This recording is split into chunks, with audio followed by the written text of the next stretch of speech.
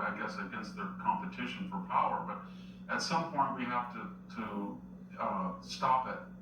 And there's a lot of ways to stop it, Mark, because militarily it's not a problem, it's a political problem.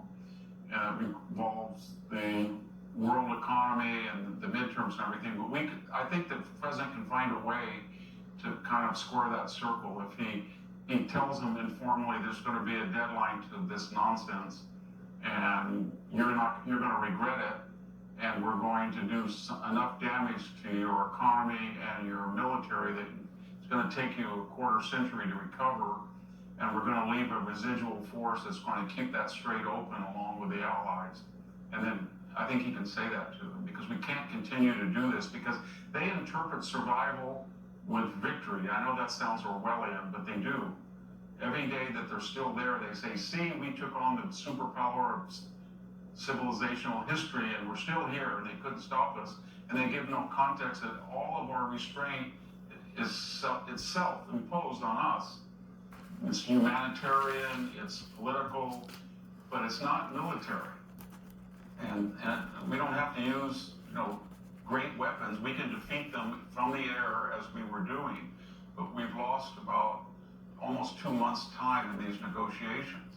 And they interpret that as, and they look at magnanimity on our part as weakness to be exploited, Mark, not as magnanimity or kindness to be reciprocated. That's just the way they do. And you can't believe anything they say, because they don't believe it's a lie. They think it's a strategic advantage not to tell the truth. So it's difficult to negotiate with them. Let me ask you this question, Victor.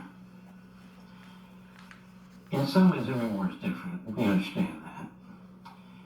But in World War II, we required victory.